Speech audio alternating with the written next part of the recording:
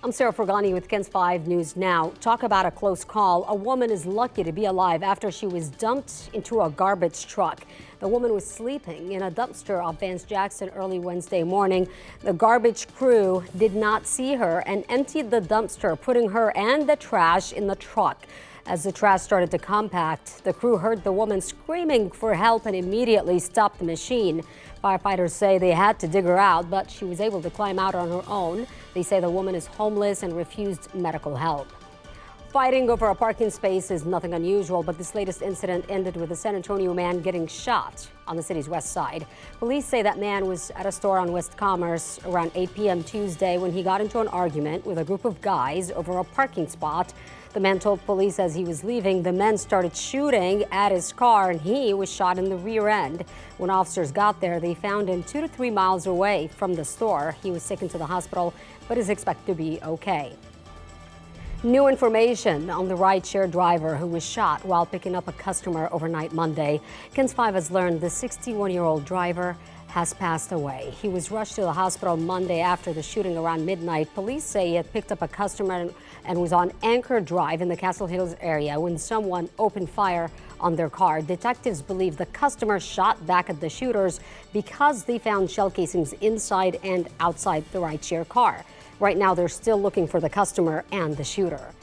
A San Antonio man charged with bestiality for posting pictures and videos on Instagram of himself violating animals will spend the next 8 years in prison. Someone called police in January of last year and reported this guy, Jonathan Garcia, saying he was posting disturbing things on his social media. And when police went through the account, they did find videos of Garcia hurting a dog. They also found other instances of significant animal abuse. And another animal abuse case, someone shot a squirrel in the neck with a dart in an Alamo Heights neighborhood. And I want to warn you, the pictures may be disturbing. We're told it's not the first time a squirrel has been found injured or dead at the intersection of Corona near Greeley. A reward is now being offered to help catch the person responsible. Alamo Heights has an ordinance that prohibits inhumane treatment of animals and another law that bans the use of air guns within city limits. If you know anything, call the Alamo Heights Police Department. A pregnant woman was shot along with another woman, and police are still trying to figure out if it was random. The first scene was at Patricia and Parliament. Police found several shell casings in the road. They say a man was outside the apartment shooting at 3 women in a car. They tried driving themselves to the hospital, but pulled over at this business to call for help. 2 of the 3 women were shot. One of them is 38 weeks pregnant, and she was shot twice. Police are still looking for the shooter. There are new changes to the free speech policy at the University of Texas. The Board of Regents is prohibiting any of the schools under the UT system from making any political or social opinions, saying institutions should not, in their official capacity, issue or express positions on issues of the day. The policy does not apply to students or staff, and it comes after tensions erupted from multiple pro-Palestine anti-war protests earlier this year, resulting in dozens of arrests. A free speech expert at the university had this to say.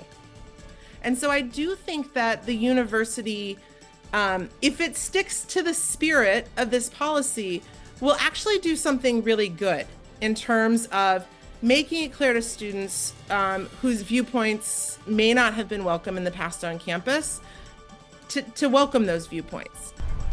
A spokesperson for UT says their new policy ensures, quote, all members of its university communities are free to express their views. A mother of 3 from Utah who published a children's book about grief after her husband's death is headed to trial for allegedly killing him. Corey Richins is accused of poisoning Eric Richins with a lethal dose of fentanyl in March of 2022. However, she insists she is not guilty. A credit card scheme on the rise across the country is costing a San Antonio business owner thousands of dollars. The owner of Red Wing Shoes says a group of men targeted his 2 stores 9 times within the past month. He caught them shoplifting on camera on Friday. This is a video, and he said they're also using fake credit cards. Several days later, the victim discovers that they have these charges on their account and files a claim with the bank, who then reverses the charges, and we lose the merchandise and the sale. The business owner tells us he filed a police report with SAPD, and the Better Business Bureau says they have seen an uptick in this particular type of fraud. No one won Tuesday night's Mega Millions, meaning the jackpot for this Friday night has grown to an estimated $627 million. Only 2 people have won the Mega Millions this entire year. The odds don't change. You still have less than a 1 in 300 million chance of winning. And Ken's 5 wants to send you to the circus for free. We're giving away family 4 packs of tickets to the Garden Circus at Freeman Coliseum.